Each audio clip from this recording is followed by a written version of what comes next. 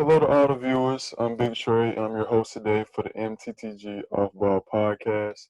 This podcast was created to achieve the third MTTG goal, which is to give a platform to underappreciated athletes. Today we have Cameron Vines. He is a professional basketball player, YouTuber, entrepreneur. How's it going, Cam? I'm good, brother. How you feeling? I'm good too, man. I'm good too. Just trying to make it. So, to give us a little background, tell us where you're from, where you played your college ball, and everything. So from Columbus, Ohio, born and raised. Um, Out of high school, wasn't highly recruited. Got a big injury my junior season of high school, and so because of that, I had to. I still was a really good player coming out, but ended up going Division II to a school called Florida Southern, which was a top-ranked Division II program. Did well there, played there for 2 years. Then after that, I transferred to another Division II in the GOVC, which was a pretty tough Midwestern conference for Division II, to a school called St. Joseph's. Played there my last 2 years, did very well there, and then went overseas from that opportunity. You say you enjoyed your career in college? Yeah, man.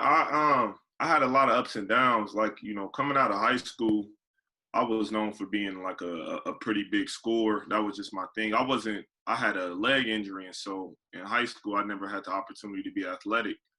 So, everybody used to think I wasn't athletic in high school. They were just like, oh, he can't jump. That was one of my biggest critiques. Yeah. But people just didn't know. I was playing at 70%. Went to therapy. Told my therapist he was a cool dude. I was like, man, look, I just need to get about 70% and I'll make it work.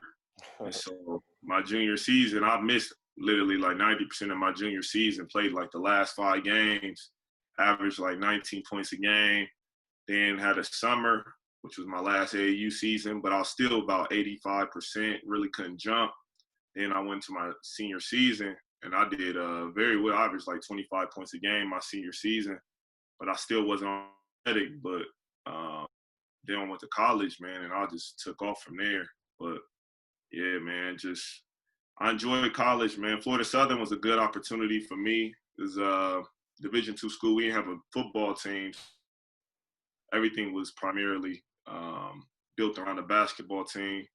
Then when I went to St. Joe, a little bit of a smaller school, middle of nowhere in Indiana. But, it taught me a lot there as well. Yeah, that's what's up, bro. Cause had my knee injury and everything. So yeah, I'm definitely gonna be on that same route. Having to prove people, that I still got it and everything. It's great to hear that you were able to overcome that and make the jump to the pros. So after college, you made a jump to the pros. When did you know that you could be an overseas basketball player? Or you wanted to be an overseas basketball player? Just being young growing up, I never thought about overseas basketball. I was like, I'm going to the league. Even when I went Division II, it was like, yeah, I'm about to, I'm gonna find a way to do it, and that's just all. But I realized I had a few of my older guys who I knew that went overseas, and so I was just like, I would just ask them about the lifestyle, like, man, how's going overseas, and they would just stories, and then I used to just kind of like just live through them, and I was just like, man, I kind of want to do that if I get a chance to. So I didn't really realize it until about like my senior year.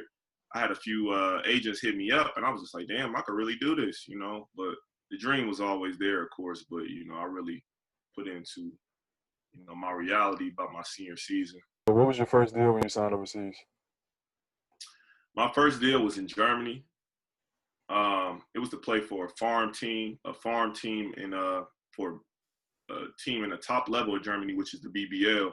But the farm team was basically in the lower division, and they were just like, it's a good opportunity, and you get to play with the top team, be with those top guys. So So you've been playing how many years now? this is it's about 4. Yeah. 4. And where have you been in those 4 years? Germany.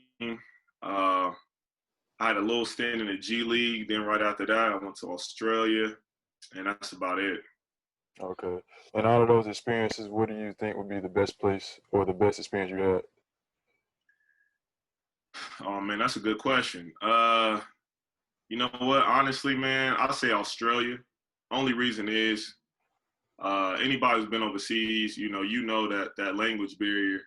Like I said, you enjoy the culture, but overall that language barrier can get to you. So Yeah. when I went to Australia after all my previous season, I was dealing with that language barrier in Australia. Everybody speaks English.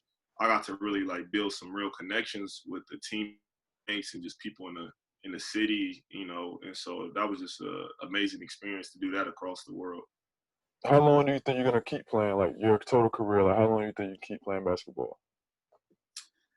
Honestly, bro, like for me, um, I'm at this little point where I'm just kind of just, trying to figure out what's going on as far as what I want to do with it. As far as for basketball, I had a son, and that's why I transferred schools in college. I had a son my sophomore year, my freshman going to my sophomore year of school. And so, I had to sacrifice, come back a little bit closer. Mm. But just playing overseas, man, like I didn't have my last season in Australia. I finally got to take my son over there and have him living with me. But prior to that, man, like being away from your kid for 8 to 10 months, uh, just not being around them it can get difficult, especially if you're not with the kid's mother. And so, for me, kind of like if I go overseas, man, it's kind of got to be. I'm at the point where it's just like it's got to be worth it. It's got to be a good opportunity. Um, you know, the benefit of just not having a kid, and trying to play overseas is that you can just go from season to season. You can go ahead and just like put a year or two of just sacrifice. Like, all right, well, I'm about to, sacrifice a year or two. I might get paid for this much, and just trying to work my way up.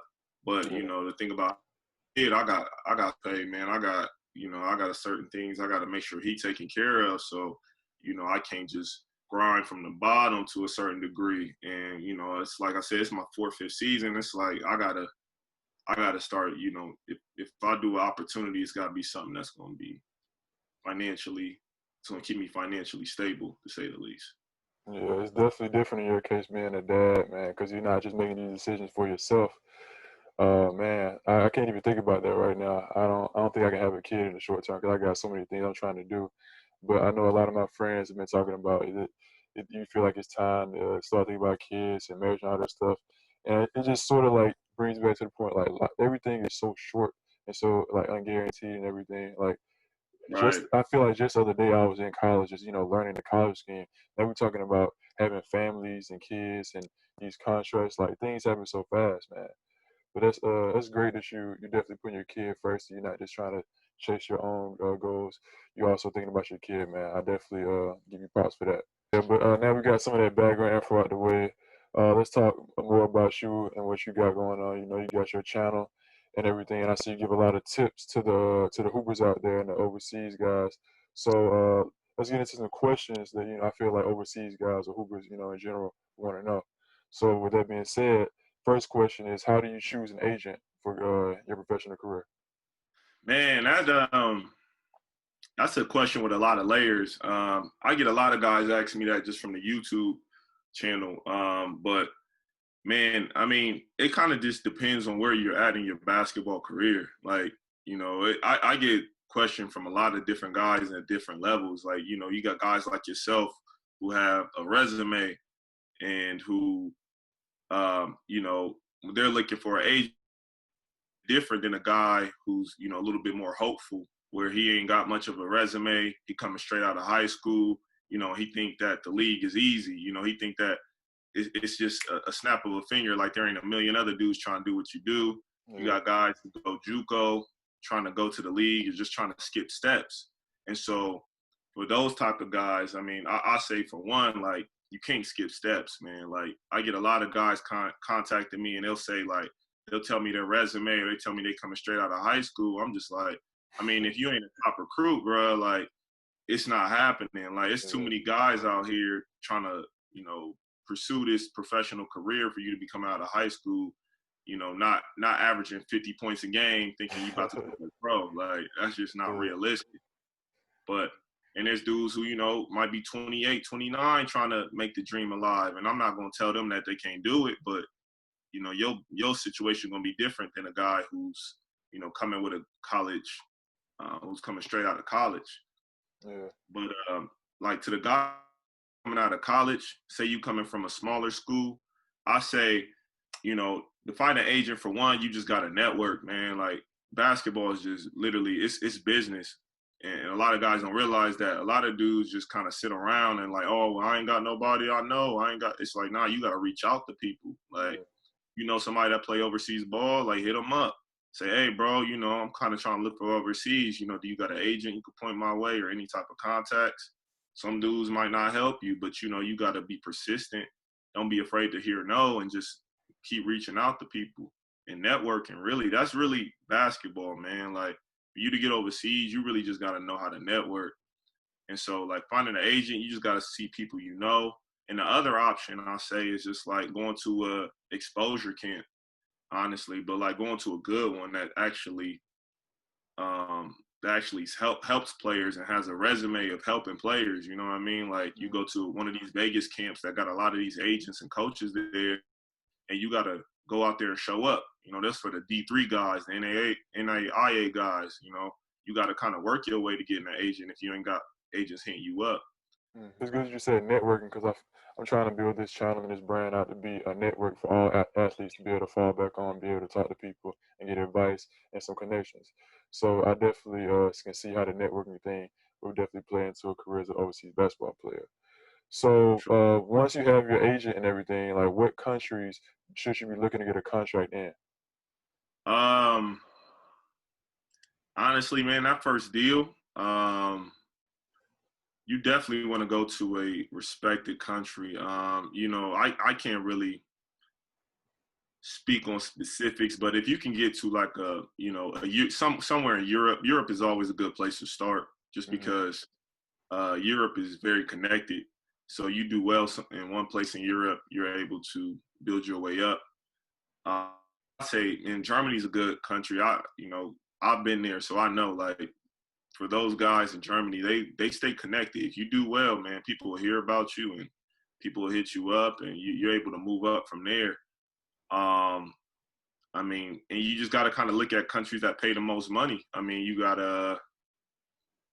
France is a good one. I mean, anywhere you can really get in. I mean, your first year, man, you kind of just want to get your foot in the door. If Mm-hmm. you can get over into the Middle Eastern, then you know, do your thing. Those guys they pay pretty well for like beginner contracts as well. Like if you can get in, whatever market you get into, it doesn't matter. What's most important is that you just do your thing while you're playing. You know what I mean? You don't want to, wherever you go, just kill, and you'll make your way. Yeah, definitely got to build that resume up. I know I have a friend. I think he was thinking about his next contract being in Germany. So yeah, that's dope. Um, what are basic like money and living expectation things for your contract? Like, I know a lot of people watching this might not know anything about overseas, but what type of money as an overseas basketball player or living setup do they give you guys? You definitely like I've had an agent kind of put me on some game about this before one of my contracts, you know. But like you definitely want to get a washer and dryer. I know it sounds basic, but you definitely want to have that shit in your contract because they will not give you a washer or dryer. You know, I know dudes that have been in some situations. One of my years I played, we had a washing machine, but we didn't have a dryer, and so I would have to air dry all my clothes and outside the window. Yeah. And then you gotta think all that shit, the wind blowing, everything that the wind blowing through the air, that's on your clothes. Yeah. And so, you know, that's definitely something that you want to put mandatory in there. Um, you know, you kind of want to talk about your living situation as far as how many people you living with. Don't leave that vague because you got teams that try to squish you into a room with about 5 of your teammates and you know what I mean, y'all living in the same house. So you definitely want to get your living situation figured out because that's where you're gonna be 90% of the time. You know, Yeah. overseas, you ain't about to be outside and mingling all the time. It depends on where you at, but typically you're gonna be pretty much stationed in the house going to practice. And so you want to make sure your living situation is comfortable. Um, but yeah, make sure you got, I say, washer, dryer, bed, TV. That's important. Wi-Fi is so important. Don't Yes. don't take no contract without no Wi-Fi. Like, you know, like tell them Wi-Fi because That's how you stay in contact with people. Yeah, definitely. Overseas without Wi-Fi is like hell. Like, you know what I mean? That's just torture. But you can't talk to your family. So you want to definitely make sure you get that Wi-Fi. Yeah, I know. My friend that was playing in College Station, I know he had to get his own Wi-Fi because he said they didn't give him Wi-Fi initially, and he was struggling. Like he was like, being in jail basically out there. So yeah, definitely got to have that Wi-Fi, or you're gonna be just cut off Definitely. from the rest of the world. Uh, so what are some red flags about a team, or some red flags in a contract you feel like you can point out? Man, red flags. Red flags in a team. I would say if they have a high turnover rate in players, like Mm-hmm. you get some teams where like I had a team in Luxembourg, which isn't a bad league too, to start off in, but they had like 4 or 5 players, American players, like switch over, but before January. You know what I mean? The league started in August, September, and y'all had 4 Americans come in and out of there. Like that's a red flag because now like them Americans guys want to play overseas. So if they really going home, that just means that for one, they ain't happy with the situation. They got a bad living situation. They ain't getting paid. The coaches fucked up something on. So you got to kind of look at that. Um, and definitely, I mean, to find out about any situation you're going into, I always suggest, man, go ahead and find out the player that was playing there the previous season. I always do that personally. Like, I find a dude who was playing on that team, and I just kind of hit him on Facebook, like, hey, bro, tell him my name, tell him, hey, bro, I just got an offer from a team. I saw you was there last year. Can you give me any type of input on how, what you felt about the situation? Did it help you? What you think about the coach, etc. And I mean, talking to other overseas hoopers, that's really going to give you a good understanding of what you're getting yourself into. So you got any other tips or any other tools out there for athletes to use? Man, top of my head, uh, man, just don't sit back, man. Like I get a lot of dudes who contact me, man, and one problem I see in a lot of guys, man, is just like they're afraid to, like they want it, but they're afraid to put themselves out there all the way. I Mm-hmm. think as men, naturally, like you get built up, and being a hooper too, like you just get this little ego about yourself, and if you don't know how to control it, you can put yourself where you feel like you can't ask for help. You're afraid to ask for help. You're afraid to ask for advice. You know what I mean? Like there's guys out here who depending on their agents too much. You know what I mean? If you do got an agent, I think sometimes people can use it as a crutch. A lot of hoopers, they'll be like, man, my agent ain't bringing none. And I'll be like, yo, that's the craziest excuse I've ever heard. Like, bro, I've never depended on an agent. Like that was just never my thing. Like I always took pride in being my own agent. And that's why, even making a YouTube channel, it wasn't like I knew more than everybody else. It's just like, yo, I had to kind of get it the hard way to get overseas. You know what I Yeah. mean? Like I wasn't coming from D1 or I wasn't coming from no big school. I didn't have no big, winning record in college. Like I had to really kind of grind my way to get a contract. And so a lot of guys don't really understand the grind you got to put into, coming from an underdog. I'm always putting that underdog stance on it because it's like, you feel me? You coming from the bottom, man. You gotta find a way to do it, and you can't make excuses. You can't blame people. So I just tell guys, man, don't be blaming coaches for this or that. Make sure you always just putting yourself out there constantly, and opportunity will show if you good enough. You gotta have the game. Ain't shit given. It's a lot of dudes trying to play overseas hoop. It's like 0.1% that get to go overseas. So, Yeah. you're dealing with a big market of people. A lot of people battling against. So, just make sure you're putting yourself out there. Okay, yeah. So you mentioned your YouTube channel. So yeah, before we end this, I want to talk more about your channel and your brand. So just give us a rundown on that and what you see going forward with it. So for the channel, man, I started the channel. Man, I don't even know how many years at this point. It was probably went to Spain or got back from Spain. But it was one of those years, and I was just kind of like thinking in my head. Me and my homie was talking, and he was just like, "Bro, what if you was just recording yourself since high school/college, and you just yourself all the way through your basketball career?" He was like, "That should have been the dopest shit ever." And I was like, "Damn, I wish I would have did that." You know what I mean? That was a good ass idea. And then I was thinking like, shit, I'd rather just start it now. And so I actually got a G League opportunity. And then when I got back from training camp, I kind of just started it off. I just made a video on my iPad. You know what I mean? The video was trash, uh, but I was just like, whatever. Like, I'm just kind of just go on here and just talk and just start it off. Like, fuck it. You know what I mean? We just build it from here. And so that's where it started. Just kind of like just giving them my experience. You know what I mean? Firsthand. And then after that, I got a little bit of feedback from dudes like, yo, like, that's nice. Like, I fuck with that, bro. Like, I appreciate your input on it. And I'm just like, man, I didn't realize how much guys didn't know about the game. And so at that point, I was just like, man, I'm gonna just do my part. Give a little bit of advice I know. I don't know everything, and I ain't gonna speak on nothing I do know. But just coming from where I come from, I'm not. A lot of guys, they don't have these certain gems because they ain't never had to work for shit to a certain degree. And for me, I'm like, I mean, I did have to be my own agent for a while. I did have to kind of get it from the bottom. So it's like, why not kind of just preach to these guys? And, even like I said, one year when I went to Australia, I kind of just kept recording, just showing everybody how I was living, showing them my house, showing them, what I was doing every day. And so it's just like, whatever way to, put some inspiration out there. You said you have a brand, right? What's the name of your brand? Underdawgzz Productions is the name of it. Okay, so and what all that goes into that? Like, what is all? Is it just clothing or is it like media? Like, what exactly is your brand about?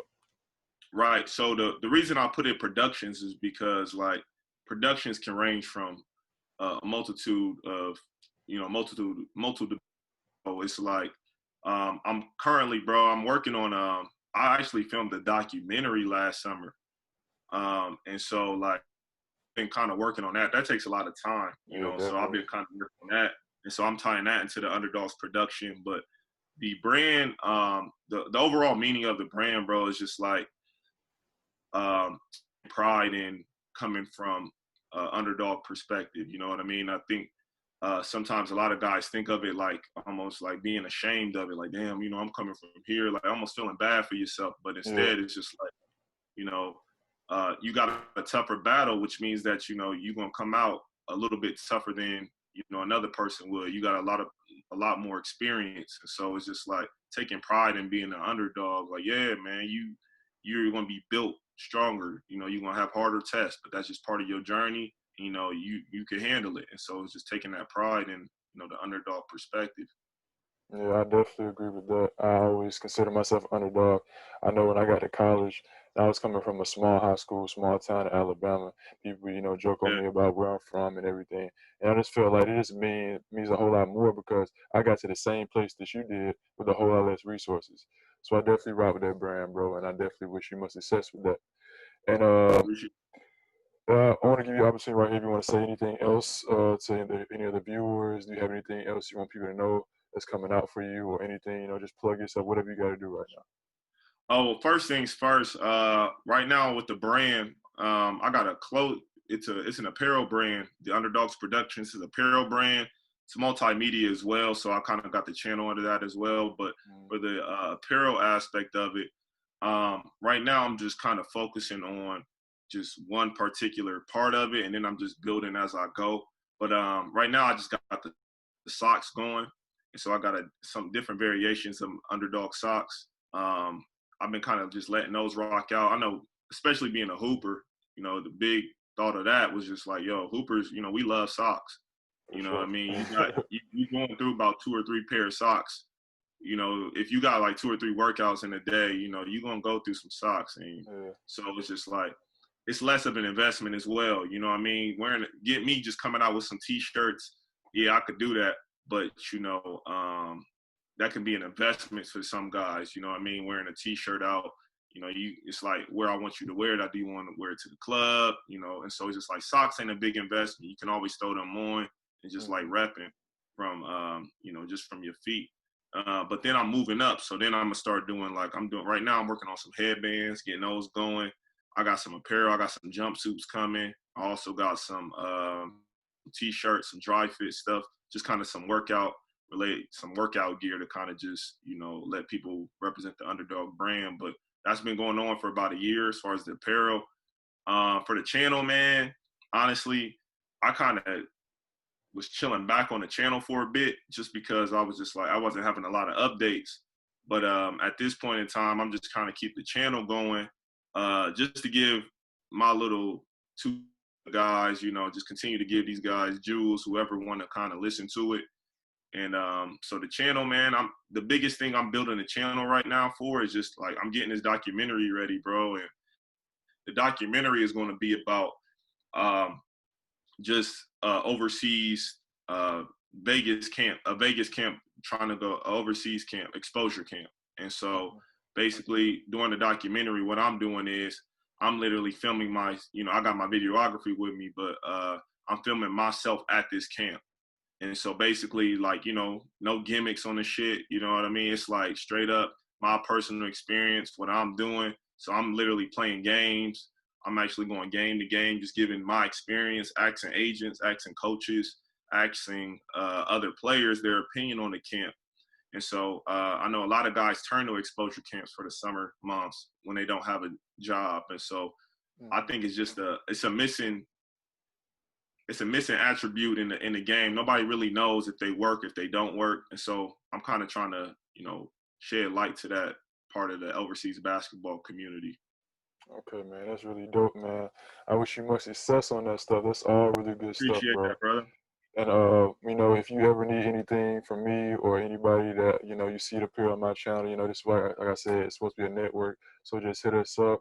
If you want to do some more collaborative content in the future, definitely hit us up, bro. But I definitely want to wish you much success, much health, and bless you and your family, bro. I appreciate you being a guest on the podcast. Appreciate. Hey, keep doing your thing, bro. This dope content you out here, you putting out, man. You reaching out, you doing what you're supposed to do, and you building your brand, and you also, continue to go on with your playing career. But I think every hooper should just have a brand or some type of anything that they're doing on the side in order to build themselves up. And I think it makes you more attractive to a lot of these teams too when you got you're showing that you're more than just a basketball player. As Bron says, more than an athlete. So, salute to you, bro. Salute to you. Keep doing your thing. Just stay consistent with it, bro, and that shit'll grow. And next thing you know, you'll look up, man, and you feel me? You're gonna be building an empire. So keep doing your thing, fam. All right, bro. Appreciate you. Have a good rest of the day, man. All right, bro. All right.